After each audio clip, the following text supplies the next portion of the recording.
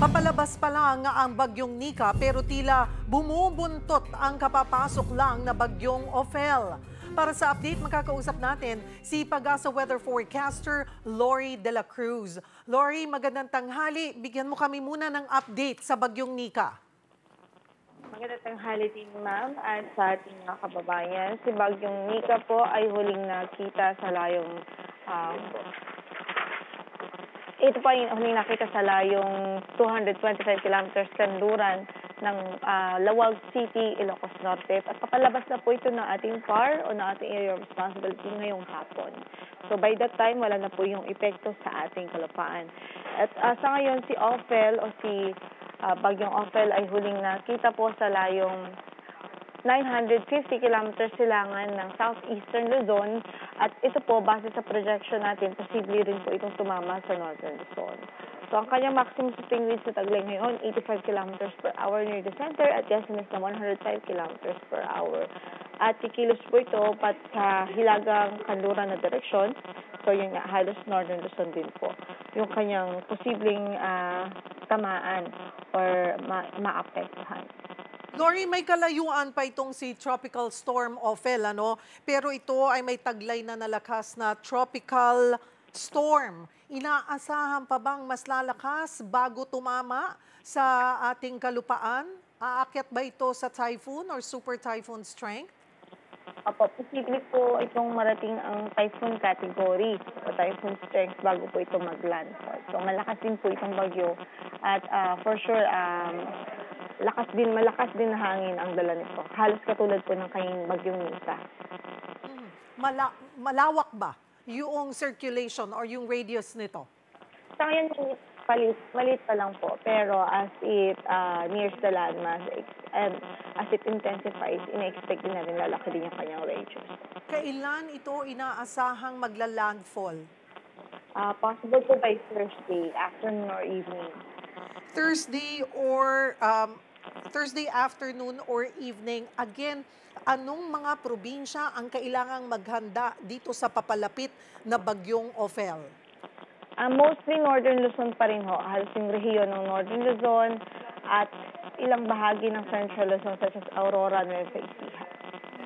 May kalayuan itong dalawa, no? Si Nika at si Ophel. Pero posible ba yung Fujiwara effect? Hindi po, ma'am. Not likely po sa natin, hindi ganoong interaction yung pwedeng mangyari dahil medyo magpalayo sila in terms of strength. By the time na naging typhoon si Nika, halos low na lang o wala na nga po. Possible wala na si Nika. Alam na ba natin ngayon or nakikita na ba ng Pag-asa kung itong papalapit na bagyong si Ophel ay mas maraming ulan na dala?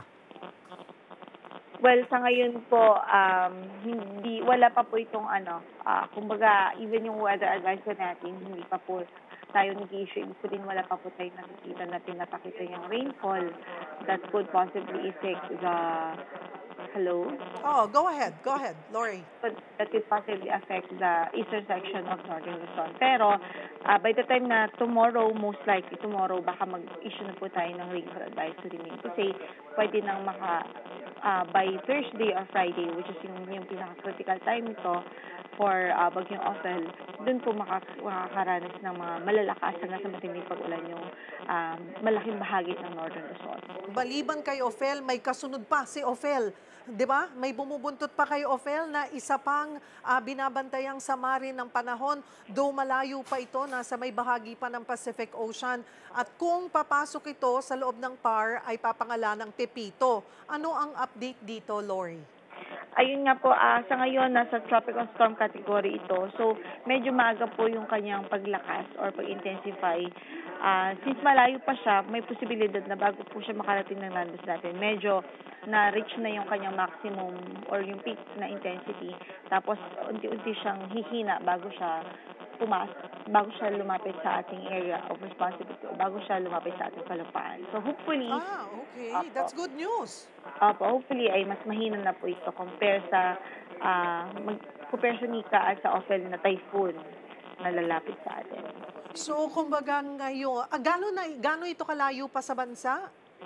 Around 3,000 kilometers pa po ito away from southeastern Luzon. So ang gusto pala natin ay lumakas na siya habang nasa dagat pa at malayo pa sa bansa para by the time na pumasok siya sa loob ng PAR, it will start to weaken. Yes po, yun po yung maganda pong scenario. And that's a big chance of happening. Opo, may chance na kung ganun po yung mangyayari sa kanya. Ay, mabuti naman. Maganda-gandang balita din yan. Alright, maraming salamat for the update, Lori de la Cruz.